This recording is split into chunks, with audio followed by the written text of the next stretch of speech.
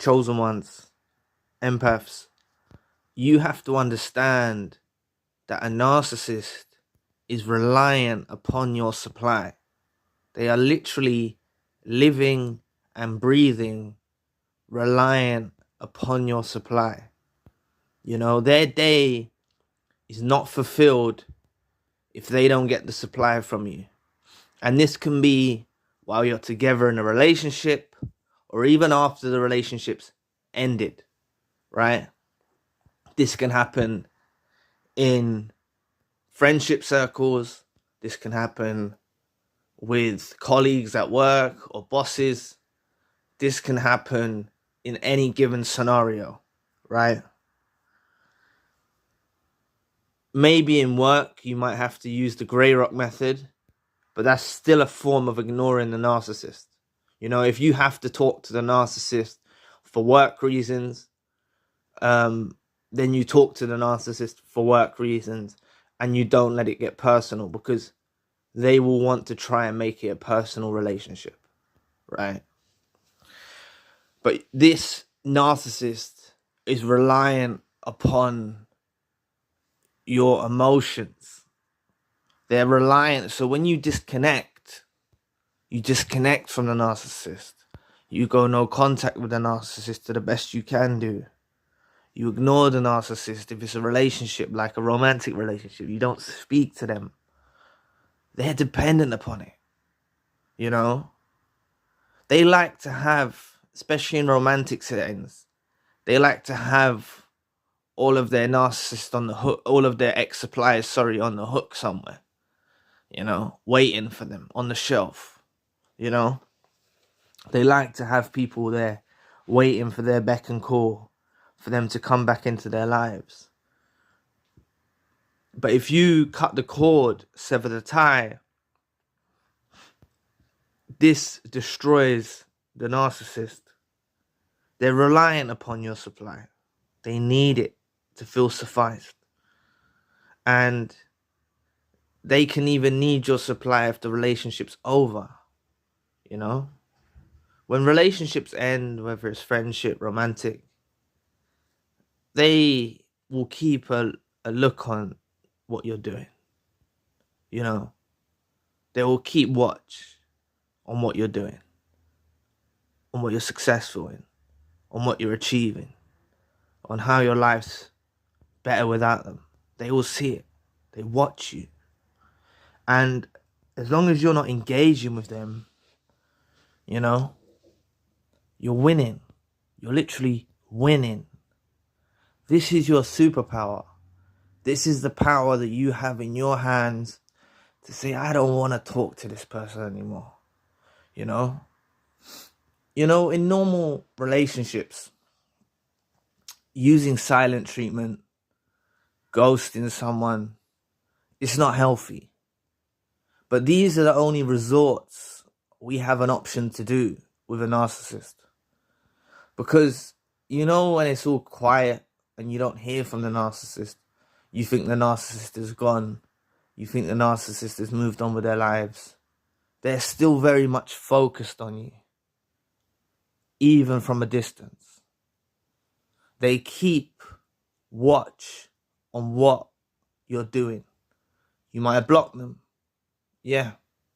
But have you blocked that other profile that requested you? Have they already got one inside your followers list or whatever group social media you're using, inside one of your people that are connected to that social media account? They might have already had one from when the relationship was going on in the beginning. We have to ignore the narcissist. It's the only way they finally realize. You know, you can try and tell a narcissist this, try and explain to them this. They don't get it. They just don't get it.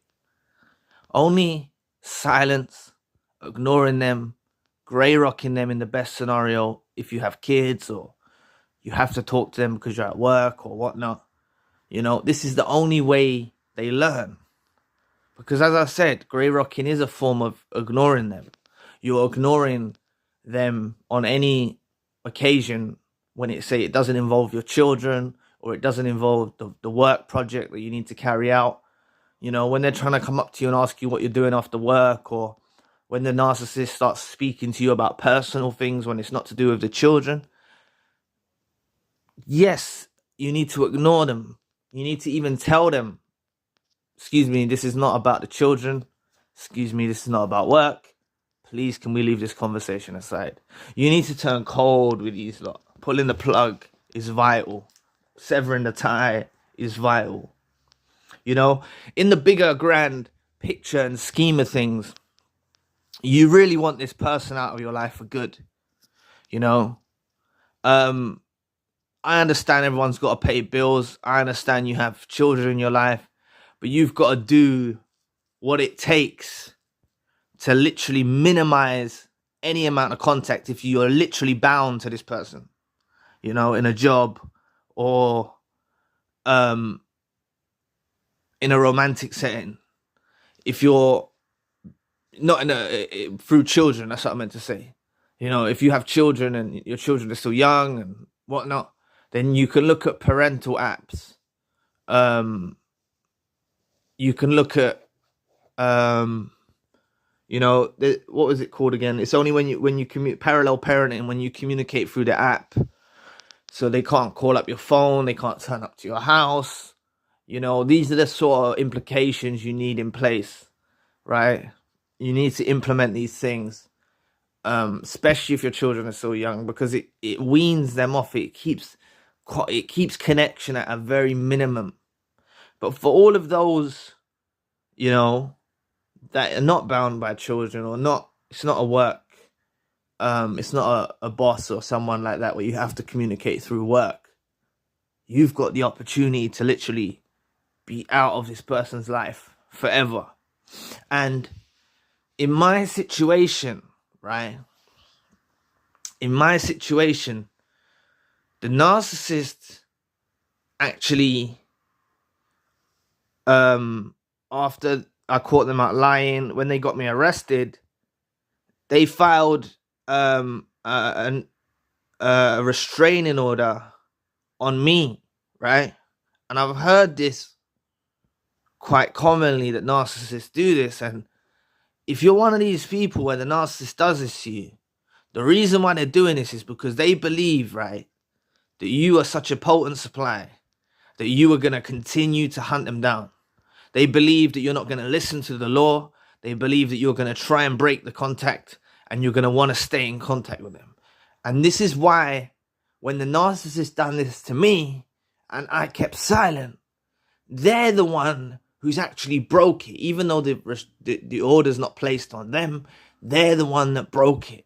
They're the one that's tried to keep in contact with me. And I'm telling you, it's been one of the biggest blessings having this. Actually, it's kept them at a distance. It's kept them at bay. It's kept them from turning up at my house, or turning up at my work, or turning up, it's kept them out of my life. They can't come around me. And I've seen the benefits. I've gone through the pain initially of when you first lose someone, but hopefully you're at this point of where you're so awakened now that you don't need this person in your life. You see, I didn't know I was dealing with a narcissist early on. I just saw telltale signs of manipulation. I didn't really understand what was happening. I was very confused. But going through the healing journey and taking it seriously, I've seen so many benefits of, like, when you lose this person's existence in your life. And I've seen this through other friendship scenarios and other scenarios as well, where I've broken contact with psychopaths and whatnot. I've seen how free my life becomes once again. You don't understand how much restraints they put on our life. Their literal existence, having to deal with these people on a daily existence, is so draining. It's just so draining.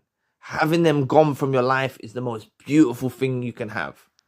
But for those of you, as I said, that have to stay in contact with them, then the best option you've got is grey rocking them, keeping it about work or keeping it about the kids. Do not let them overstep your boundaries. Do not let them overstep those areas and try to get you talking to them like how you used to back in the day. You know what I'm saying? So anyway, just remember, ignoring the narcissist is so powerful. So anyway, thank you for watching today. Please press the like and the subscribe button. If you'd like to donate to the channel, you can find a link in the description box. And if you'd like a one-to-one session with myself, you can also find the link in the description box. Currently, I've got a secondary channel, a spiritual channel. So anyway, I'll be back with another video soon. Peace.